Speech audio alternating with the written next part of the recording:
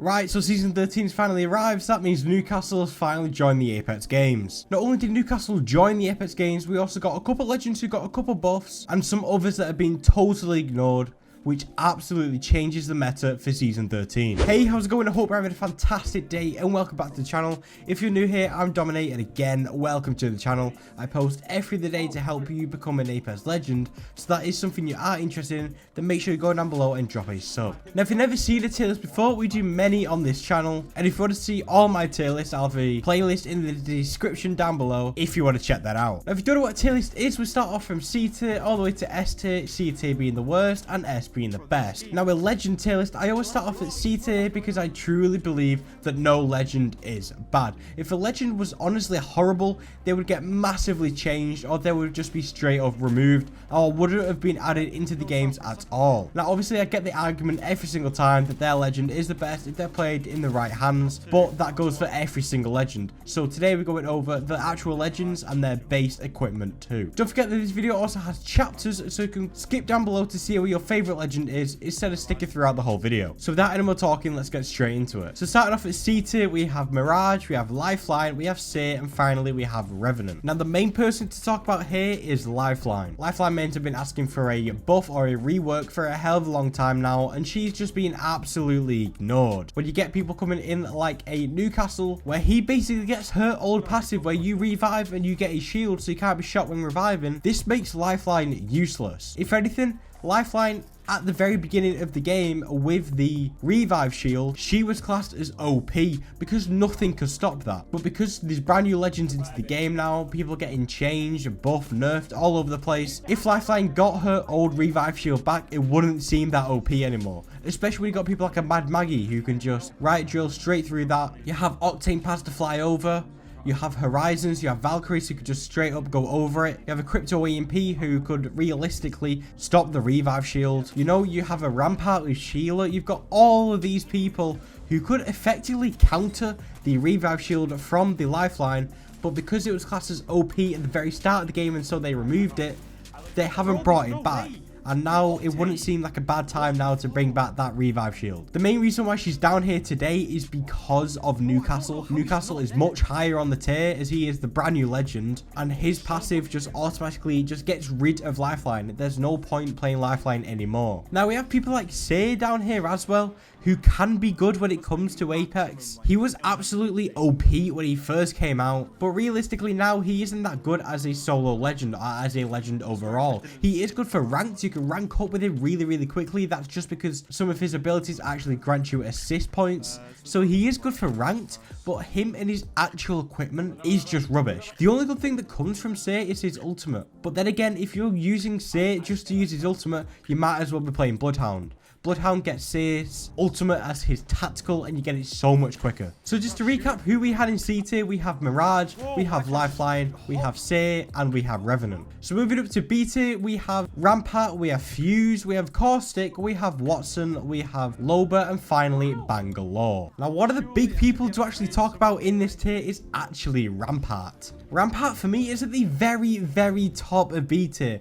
She's getting very close to A tier now, and that's because she's actually had a couple buffs. Her Rampart wall, the startup health has been increased, so it takes longer to actually destroy the wall whilst it's being put up. So whilst the animation is playing where she puts it down and it goes up, it actually has more health, so it takes longer to destroy it. Not only that, the massive thing that comes with her now is Sheila. Sheila's has a pretty big buff now where the wind-up time has massively been reduced. Now, this was actually added into Apex not too long ago, but removed in, I think it was actually a couple hours it was removed. And that's because obviously they released it too early. It was actually meant to be released for this season, and that's when it's come out. So yeah, when you actually pull out Sheila, the charge up time or the wind up time is being reduced massively. So as soon as you get Sheila out, she can start shooting straight away. It's like a whole massive second quicker, and that is huge when it comes to winning fights. Now we also have people like a Loba down here, who I would say is usually A tier, but I think she needs some more love at the moment.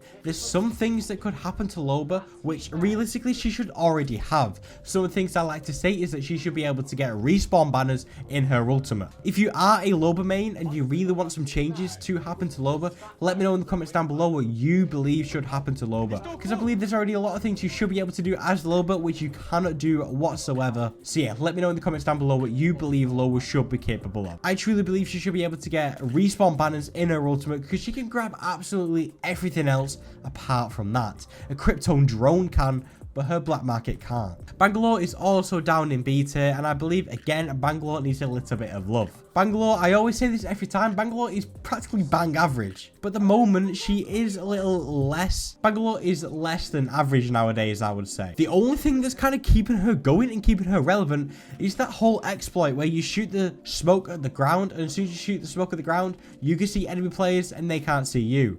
Not only that, the only other thing that can be classed as good is that console players do not get aim assist when using a digi-threat when looking through smoke. So when it comes to something like a smoke, they get no aim assist whatsoever. So that can be seen as a good thing when it comes to Bangalore, but realistically it shouldn't be, and she has nothing else that keeps her going. She really needs a rework or a massive amount of buffs, because realistically you have people in the game like Wraith who are absolutely perfect. They don't need anything happening to them. They don't need nerfs, they don't need buffs.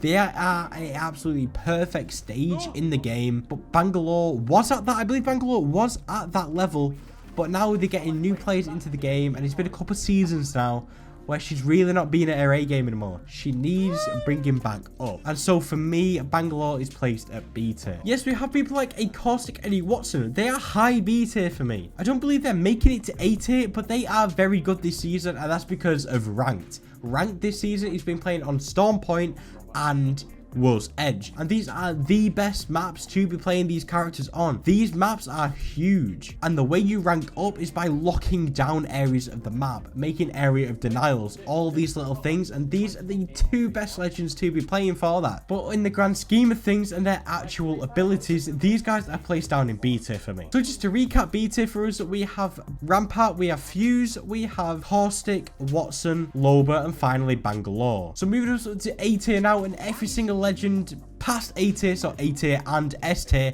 are the best legends to be playing in Apex Legends Season 13.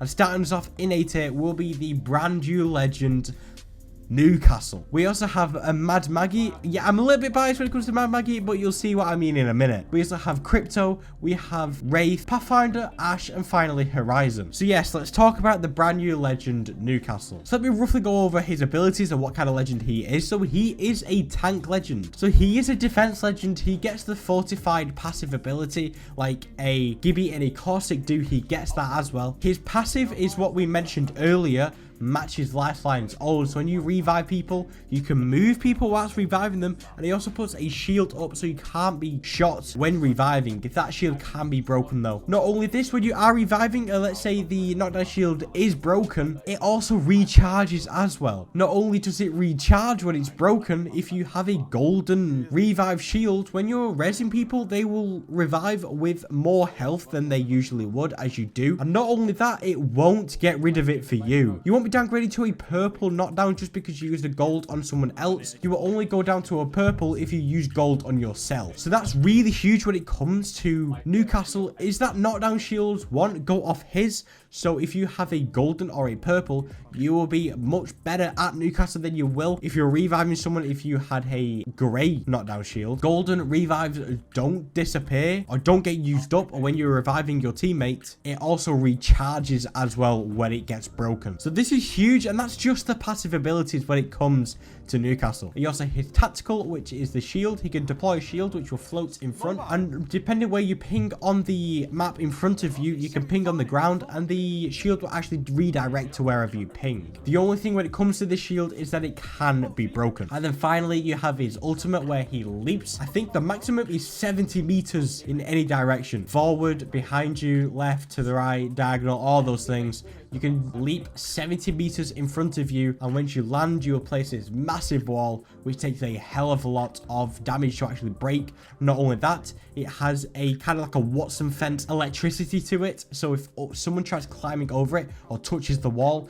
they will get stunned like you do if you cross a Watson fence. And not only that, when you are using his ultimate, when you leap, you can lock onto your teammates. So if you lock onto your teammates and you leap and you land on them, you will just instantly save them. You'll put a wall right in front of them that gives them time to reset and heal, all of these things. Lifeline is truly in the mud right now. She really needs some help because someone like Newcastle, he's just blowing her out of the water. And that alone can, in some people's eyes, make him an S tier legend, but I have one reason for this why he's not, and I'll get onto that when we get onto that special legend in S tier. So next up we have Mad Maggie. And the reason why she's in A tier, she would usually be down in B tier now, but because of Newcastle's introduction to the game, he is another person that she can counter. She might be getting used more because she can now counter a Gibby and now a Newcastle. Her drill will go through his ultimate, so if you throw her drill onto his massive Newcastle, his massive wall, it will do damage to people on the other side. Not only that, it will do that to his tactical too. So if you're pushing up or healing or anything behind this moving shield as his tactical, and you throw your drill on it, it will do damage to people behind. It's not a very big shield, so if a whole team is behind that pushing forward and you put your drill in it, you're bound to be doing damage to every single player on that team. Now the only thing it doesn't work, her tactical drill doesn't work on, is his passive revive. So when he's reviving people and you shoot your drill onto his revive shield, it'll just bounce off. That's the only thing that she can't counter, is his revives. Even with her ultimate, throwing her ultimate will bounce off that, as well as all of the other ones. So his tactical and his ultimate. So her ultimate doesn't counter them at whatsoever, but her drill is huge. And now she could do it to Gibby and a Newcastle. And I believe Newcastle is going to be up there with the amount of pick rate as Gibby, because as he is one of the better legends that has actually been introduced since someone like Seer when he first came out. So I believe that she is actually going to be really good now because she can counter a fair few people now. So yeah, I'm just going to mention one more person in the A tier, and that is Wraith, and I touched on her a little bit before, and that is when I talked about her being absolutely perfect. Again, I think Respawn have done an absolutely amazing job of keeping everyone balanced to the point where people like a Pathfinder, a Wraith, people like them are coming absolutely perfect. And Octane, absolutely perfect. They're not rubbish, they're not OP.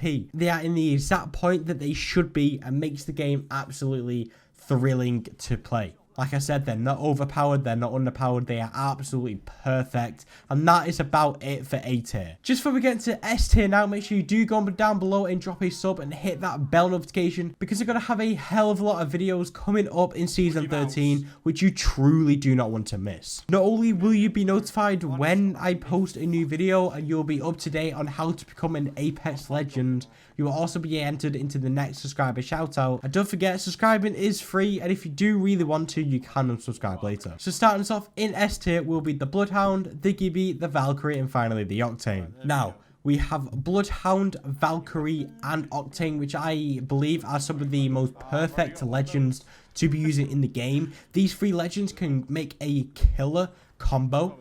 Not only that, Gibby in here, every single person in S tier, you can have them as a team comp and be absolutely amazing throughout Season 13. If you run a Bloodhound, a Gibby, a Valkyrie, a Bloodhound, a Gibby, a Octane, you're going to be absolutely destroying lobbies, as these are a really good team comp to be using. But the main man himself we want to talk about in S tier is Gibraltar. So we've had this massive argument going on Twitter, on Reddit, all these people debating whether Gibby or Lifeline is going to be the best, and I believe that Gibby is still going to be the superior shield legend to be playing. So if you are a shield legend, if you are a shield player, sorry, and you play Gibraltar, you might be willing to give Newcastle a try. But the one thing that separates Gibraltar and Newcastle from each other is that they both have a shield for their tactical ability. Newcastle's takes damage, Gibraltar's is invincible. You can destroy Newcastle's, you cannot destroy Gibby's. So just from that alone, Gibby is the better player. He can help his team so much more. His actual dome covers a wide surface area compared to the shield of Newcastle. So realistically, he helps his teammates more, it helps them for longer. The only thing that I'll say is Newcastle is better is his passive. Newcastle's passive may be the reason why people prefer Newcastle to Gibraltar when it comes to actual shield legend and stopping your teammate from dying and helping your team and all of this. I believe Gibby is the superior legend. But if you are a Gibraltar main and you are going to give Newcastle a try, please let me know down in the comments down below who you believe is better. Right now, from my personal opinion, I think Gibraltar will come on the top, but we can't truly see until the actual season gets into play. After a couple weeks, we'll start to see the pick rate pick up, or like the Mad Maggie did last season, absolutely plummet with Newcastle. So that's concluded today's video, guys. If you found this video helpful and or entertaining in any way, shape or form, then make sure to go down below and drop a like. And while you're down there, you might as well subscribe to be entered into the next subscriber shout out. Why not? It's free, you might as well. So thank you guys so much for your support right now. We're actually about to hit 1.6k subscribers, so thank you guys so much for that. Again, don't forget I have so many videos coming out in season 13, so you do want to be subscribed and hit that bell notification so you are there as quickly as possible. So yeah, as I said, this is the end of the video. Thank you guys so much for watching. Once again, it's been my pleasure, and until next time, keep dominating, Legends.